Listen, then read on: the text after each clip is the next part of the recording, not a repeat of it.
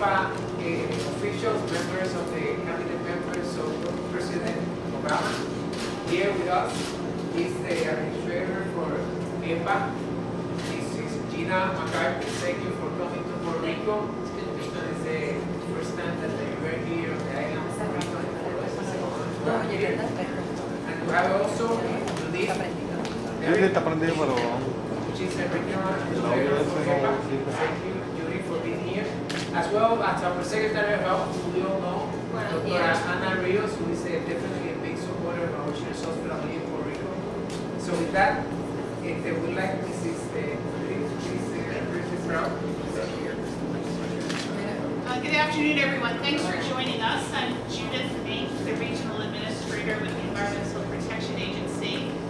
We just concluded a very interesting roundtable discussion about asthma, bringing together community leaders, doctors, medical professionals, and really learned a lot about the unique challenges facing Puerto Rico on a range of environmental health issues. The way we're going to do this morning is we'll hear from two amazing women who are leaders in the field of environmental health, and then happy to open it up to questions. So it's my privilege to introduce Gina McCarthy, who is the Administrator of the Environmental Protection Agency. She's based in Washington, and she's come to Puerto Rico to engage on a number of environmental issues. I might add that the Environmental Protection Agency has been around for about 43 years, and the administrator is the third administrator to visit Puerto Rico. The first was Christine Todd Whitman, the second was Lisa Jackson, and now we're really excited to welcome Administrator McCarthy to Puerto Rico. Thank you, Judith. And I've been around a lot longer than 43 years. First of all, let me thank Dr. Cruz and everybody at San Juan Children's Hospital for being so open to us. I don't know if you realize this, but this is actually my first real trip to Puerto Rico, and I'm excited to be here, and I just want to thank you. I know that we're interrupting a very busy hospital that does great work, but part of the reason to be here is to call attention to that great work. So thank you to you and all of your team, as well as the public health leaders here today. On my left is one of the most important ones, Puerto Rico Secretary of Health, Dr. Rius. It is wonderful to be sharing a table with you, and I am honored to be here. Thank you. And I want to also thank the other public health leaders and advocates that we just met with and had a good discussion about. I think today's conversation is a very important one. We want to remember that this is actually Asthma Month. It is a month when we want to call attention to one of the largest public health challenges that we face, which is both childhood and adult asthma. It's a time just to raise awareness and to recommit to taking a look at what the causes of asthma are, what the triggers are, and how we can work to address this most difficult issue. The Puerto Ricans, in case you're not aware of this, seem to be especially challenged in terms of asthma. Both the prevalence of that as well as how difficult it is to be able to address an asthma issue when it is happening. In fact, Puerto Ricans are twice as likely to suffer fatal asthma attacks compared with the national average. So you see more asthma, and when it hits hard. And we need to understand that. Puerto Ricans have among the highest rates of asthma in the country. That's why this hospital is so important and the work you do. That's why we spent some time talking in a roundtable with a number of people that have been addressing environmental and public health issues here in Puerto Rico, because not every community is alike. Not every issue is the same. And not every individual responds to challenges in the same way. And so we need to be here on the ground working with Puerto Rico to understand the unique challenges and how EPA can become a partner in addressing those challenges. You know, in 2012, nearly 19% of Puerto Rican children suffered from this disease, compared to just 9% overall. Something is going on here, and we need to take action to address that. EPA has been fighting asthma in Puerto Rico for 20 plus years through outdoor and indoor air quality strategies. And EPA has focused on training healthcare providers, educators, and parents about triggers that that lead to an asthma attack. From 2008 to 2014, the Indoor Air Quality Tools for Schools program has reached 92,000 students and faculty in 431 schools in Puerto Rico.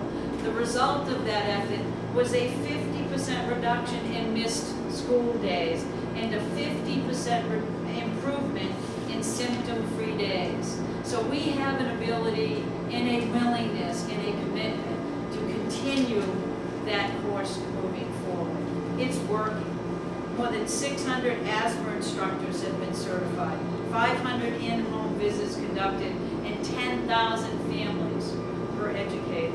And under our ongoing EPA-funded grant to the University of Tarrego, we are going to continue to implement this program in 48 new schools.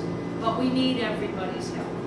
We're also supporting asthma research because what we find is we don't know enough about why Puerto Ricans are so susceptible to asthma and why they're experiencing such difficulties.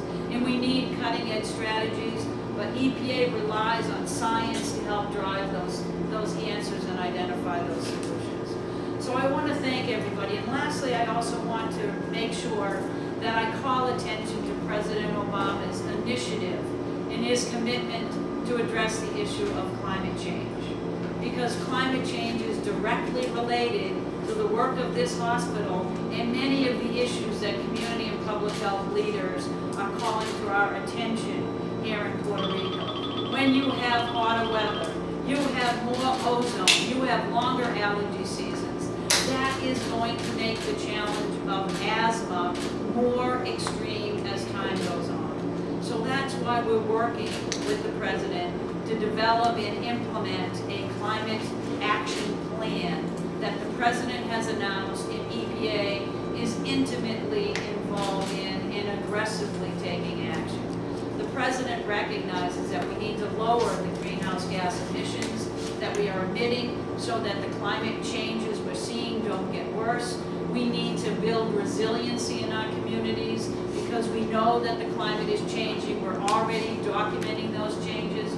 We just issued a national climate assessment report that said that climate's already changing.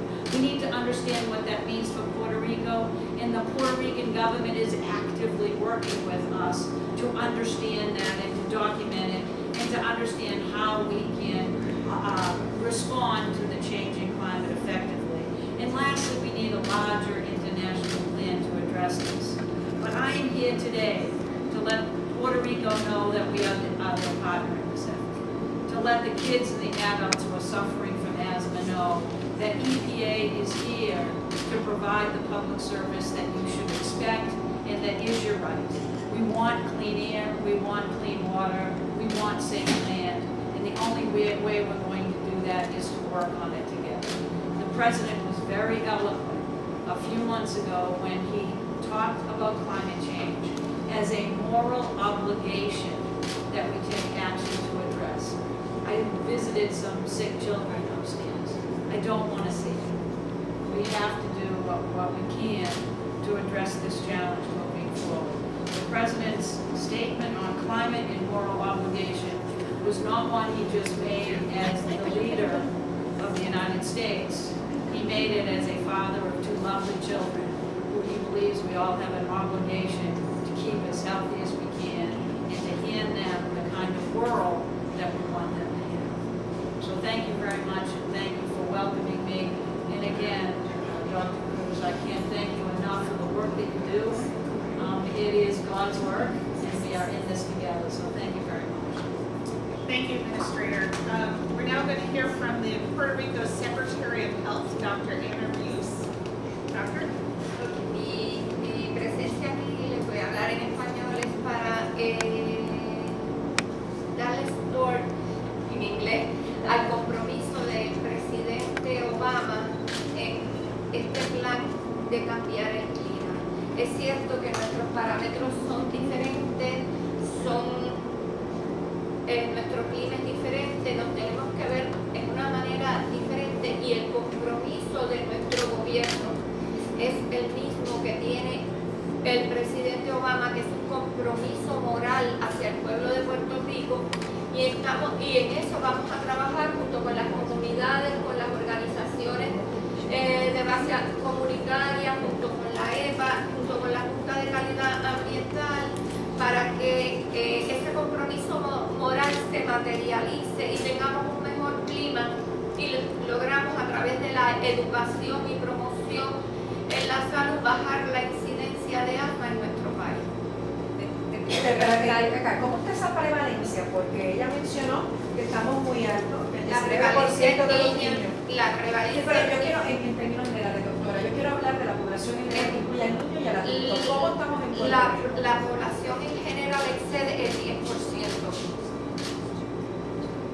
asmáticos. En los asmáticos. Y ahí está el 19% de los niños. Sí, señor. Ya, el otro día yo recibí un comunicado de ustedes que decía que 250.000 adultos y 125.000 niños tienen asma del Departamento de Salud. Y lo que pasa es que la incidencia y las manifestaciones de los síntomas se ven mayormente en niños, porque en los adultos está relacionado más a los COPD, que estaban relacionados, ¿verdad?, al uso de cigarrillos. Y cabe decir que nuestro programa de cesación de fumar es uno de los mejores en la nación americana. Solamente nos superan hombres en el cese de fumar y en mujeres somos los primeros. Y eso está bajando, no baja la incidencia todavía en aquellos fumadores viejos y en aquellos que presentan la enfermedad crónica pulmonar. Por lo tanto, tenemos que empezar con la población infantil, que es la que tenemos que prevenir para que en la adultez presente el metástasis. Pero eso también es una cuestión genética. Hay algo genético. Bueno, doctora, que eso nos es predispone a puertorriqueños. Parte de lo que la señora McCarthy y la señora Enck dijeron. Nosotros tenemos que investigar las particularidades nuestras en nuestro país, y una de esas particularidades es la genética nuestra.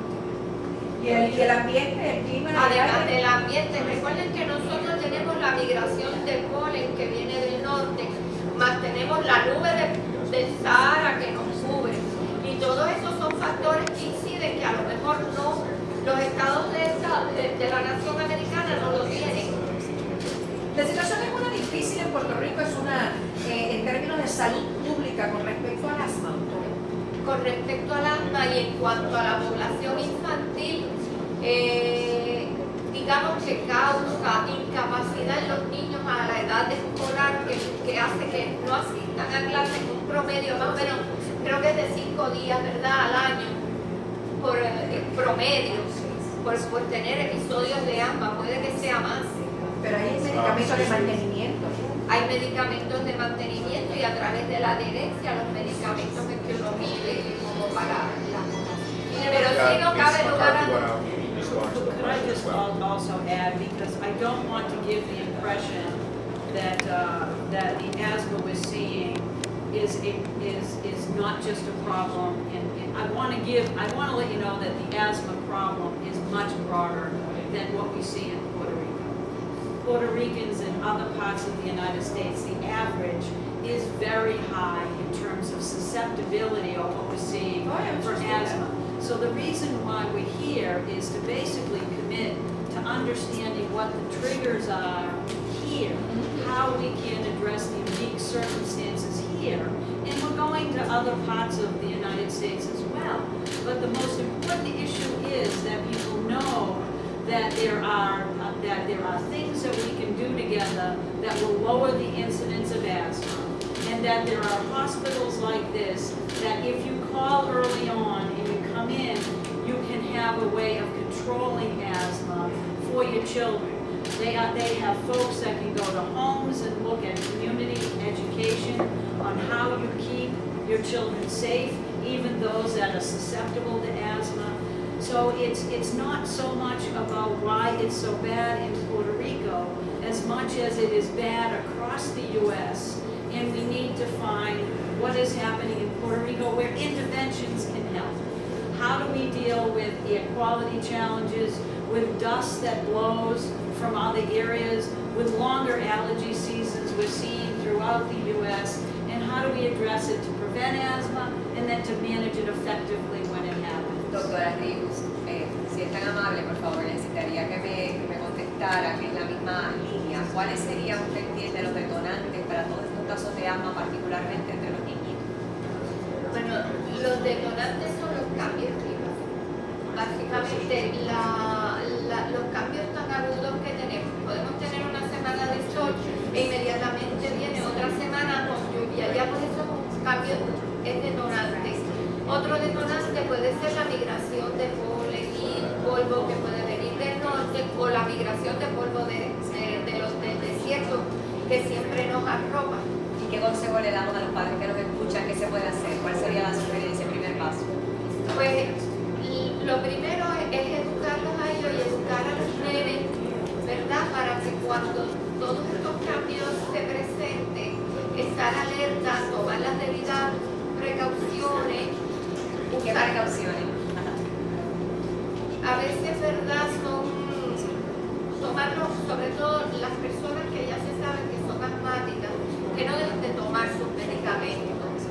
Eso es lo más importante, porque nosotros no podemos controlar el polvo, no podemos controlar la lluvia, pero sí podemos controlar y educar a que esas mamás sean bien conscientes, esos papás, conscientes de la condición de esos niños y no dejen de darle los medicamentos. El problema es que si no los damos y esperamos simplemente a que se exacerbe la condición, ahí es que vienen los problemas de mortalidad. Y de morbilidad. O sea que We have time for about 2 questions. Does anyone have a question for the administrator? I have a question for her. Pero hay que I have a contestar, question permiso, hay que for her. contestar la pregunta de mortalidad que Pero ella se tiene que No ir. tengo el número en estos momentos, Brenda, tú no lo tienes, Brenda se fue, ¿verdad? Doctora Rivera. Mrs. McCartney, I have a question for you. Yes, please. Considering the fact that you have already recognized there is a larger percent of asthma people with asthma here on the island, and that there are climate factors that make it harder, hasn't the EPA considered hiring the standards and the limits of contaminants that can be controlled or prohibited so that those levels will be maintained as low as possible until you really find out what's going on?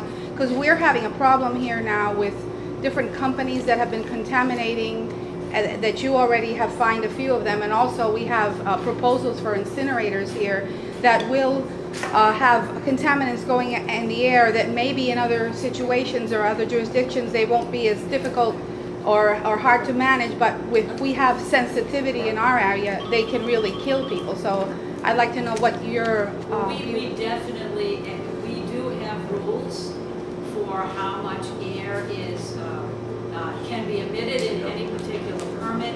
We do a lot of science around what the appropriate air quality should be so that we can protect public health. We keep those numbers as low as the science tells us we can, and we work hard to make sure that we're enforcing these rules effectively. It is always going to be a challenge. And the more we look at the science, the more the science tells us that the cleaner the air is, the better the protections that we have for the general public. We use the same rules here in Puerto Rico as we use across the United States, and we want to make sure that we do the job we have. That's why I asked if there would be a possibility, since we have a different situation, that they could be a little bit stricter until we find out exactly what's going on, because Well, we set these rules nationally, and because we look at every population across the U.S., and we try to design these rules to protect those most vulnerable. So we do the best job we can. One of the reasons why we have an office that Jose runs in the Caribbean is to be able to understand the unique circumstances here and to be able to account for that in every permit decision. So we work very hard to take a look at the community-based issues, and that's one of the reasons why we're here, is to understand We have those time for unique 2 questions. Compañeros de los medios, les voy a pedir que se organice porque el lunes le estaba haciendo una pregunta, pero bueno, o sea, No, pero está bien, que hagan las preguntas en ese. necesito que se organicen, sé que usted tiene una pregunta, por favor, para que, y acuérdense que también tenemos aquí un issue de traducción, así que ask a follow-up question following up. We know that one of the biggest contaminants here in Puerto Rico is the electric company. And I know that the EPA, we've been working on new standards, and but the electric company pretty much knows that it won't be able to comply by next year, and they talk about it as a given that the EPA is going to give another year and maybe 2 for them to comply. I'm asking you, since you're here in Puerto Rico and Judith knows this, is that a given? Is the electric company going to have that extra year, or those extra 2 years to comply? Well, if I could start, Jose is talking about the mercury air toxics rule that deals with air toxics from power plants. And the effective date is April 16th, 2015. It's up to the local environmental quality board to decide whether or not to provide the first year extension, and they have indeed done that. In terms of the second year extension, it's not a given. It will come before EPA. We will look at it very carefully. There needs to be evidence that PREPA is getting close, doing proper planning, proper investments. So we really can't comment until we see the official application that will come forward from PREPA. Let me just expand on that just a little bit. Judith is absolutely right. But let me explain to you the tool that we would use to have this discussion for an additional year. It is called an administrative consent order. It is actually an enforcement tool, and it is done with great seriousness. It's also done with an opportunity for public comment, and it needs to be actually entered into a court and approved by a judge. This is not a pass. This is an opportunity to make sure that it is being aggressively pursued, and to recognize that there are situations in which it may not be able to get over the finish line, but the plan needs to be solid, the timeline needs to be outlined, and we need to know that the seriousness is there. So this is not by any means going to lack transparency or public participation. So you'll be able to see that. Yeah, one more question. Can you comment on your comfort level now with what PREPA is doing to comply? I mean, I think the offshore port in the south, the federal authorities aren't even going to finish their review until next March. And as far as I know, there's really no concrete plans to convert the north plants yet. Well, we'll be able to see what happens. The issue that EPA has is that we want to be as supportive as we can to get a solid plan as we can to get the reductions that the Clean Air Act and our rules require. That's my goal line. I am extraordinarily pleased with the support that we've seen in the courts for our mercury and air toxic standard. It is solid, it is required, the statutory limits are there, and the obligation has to be met. If I can make just one comment, what's going on with when you talk about climate change, Puerto Rico, we're on an island in the middle of the ocean here in the Caribbean. We depend on what goes on with China, with the U.S., and we get the huge hurricanes, but we have very little impact in terms of the general climate change situation. Yes. But in the U.S., the EPA is dealing with the Keystone pipeline. There's some very intensive issues taking place in the U.S. Can you comment a little bit on that? Is that pipeline going to happen? What do you see in terms of what the EPA sees in terms of climate change? Because thankfully, that's not my decision. Although EPA will comment on the final supplemental environmental impact report. As many of you know, that there is a delay in that project moving forward in our review of that because of some legal challenges to a portion of the pipeline as it's been proposed. But I think the important message is that the President of the United States, by putting out a comprehensive plan, has basically indicated his very serious intent to take action on climate comprehensively. And one of the reasons to do that is because we know that not only Puerto Rico can't fix the challenge of climate, the United States can't. We need a comprehensive international plan. And the more serious the United States is in taking action on climate, and we are very serious, as you will see over the coming years, the more leverage we have in those discussions, and the more we can get the kind of international global solution that we actually need to address this challenge. It is the biggest public health, environmental, and economic challenge that the world faces right now. We have to get serious. All right, Thank you all for Thank you coming. very much. Move on.